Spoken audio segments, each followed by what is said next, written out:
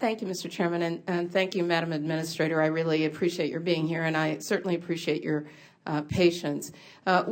We've heard described on this committee and throughout the Congress, frankly, questions about EPA's reliance on faulty and secret science, questions about EPA's transparency and accountability. First of all, I want to thank you for the transparency and accountability the EPA has provided for the volumes of data correspondence that this committee has received.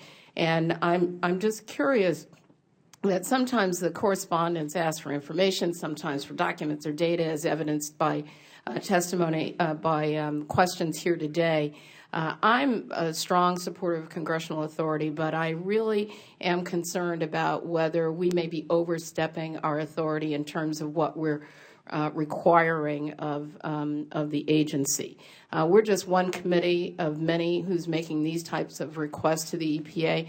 And so I wonder if you could just tell me how much time and energy is spent by you and your colleagues at the EPA in responding to these volumes of requests. Congresswoman, we know how important it is to be transparent, and we'll do our very best to respond to any request that Congress brings to us.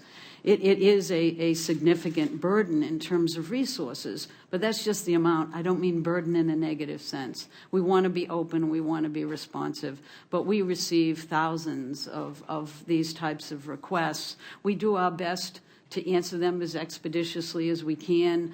I think the times when we've had difficulties is when we've been asked to release data that the EPA doesn't have available to it. Then it becomes an extra effort for us to try to make sure we bridge those gaps with scientists when we fully expect that researchers themselves will access that data as they've always done and work it out that way. Let me just ask you this, because we've heard some discussion of conflicts of interest. And I can understand, and we've heard testimony in this committee, that when you're forming, when there's peer review done and you're delving into some area of expertise, it's a very narrow area. There are only so many folks out there who have the kind of experience that you can draw upon. Some of those may be in industry. Some of those may be academics who've received grants.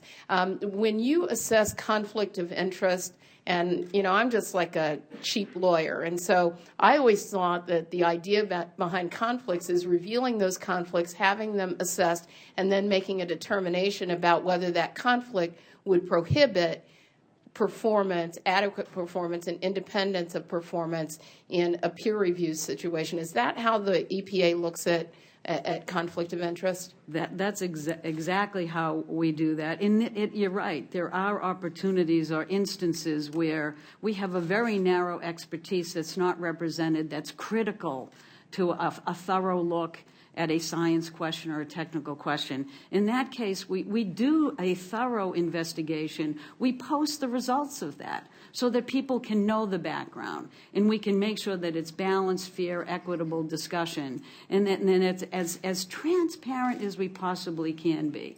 And so we do that both for folks who are the scientists as well as folks that bring their history in the industry to the table.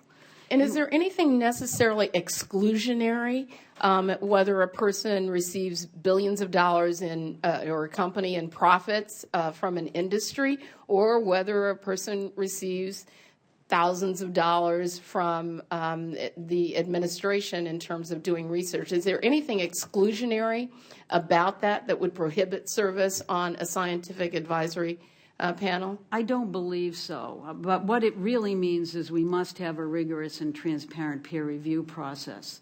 And we must rigorously share that information with the public so they can, before the panel is impaneled, they can offer their suggestions and comments and criticisms, and we can make sure that we have the most robust, fair, comprehensive science available to us. Thank you. I want to ask you about your work around climate change, because there's been a lot of discussion also. Is it your view from the administration that you have sufficient data to back the work that you're doing around climate change, that in fact it's happening, and that there are certain causal effects that would enable you to do rulemaking in that area? I believe that I have a wealth of data that is more than sufficient. I believe that the Supreme Court has agreed with me, which is nice. Great. And so can you tell me about some of the rulemaking that you're engaged in going in that direction, and then relate that to the mission of EPA of protecting our public health and the environment? Yes, the President's Climate Action Plan identifies mitigation opportunities, reductions in greenhouse gases, as well as addressing adaptation, and then international issues. EPA is to some extent involved in all three. But I think the most important I want to get at is our opportunity to reduce greenhouse gases so we can try to mitigate significant impacts associated with increased emissions and higher levels of climate change. And so what we are really looking at is, first and foremost, regulating greenhouse gas emissions from the power sector, both for new facilities and existing. We have already issued a proposed rule for new facilities, and we're beginning listening sessions and discussions on how we best put out a proposal next June for existing facilities. The reason why we want to do this is that climate change is not an environmental problem. It's a serious public health and economic problem as well as an environmental challenge. And so what happens with a changing climate is that the weather gets hotter. When the weather gets hotter, the ozone levels increase. When the ozone levels increase, your kids go to the hospital more often with asthma. In this country today, 1 out of 10 children have chronic asthma.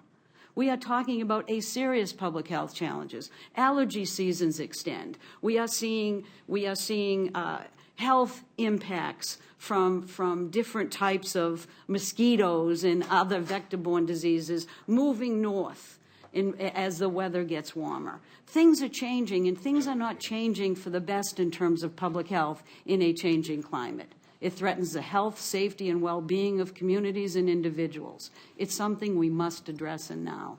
Thank you very much for your testimony, and thank you so much for the work that you do to protect all of us. Thank you. Thank you, Ms. Edwards.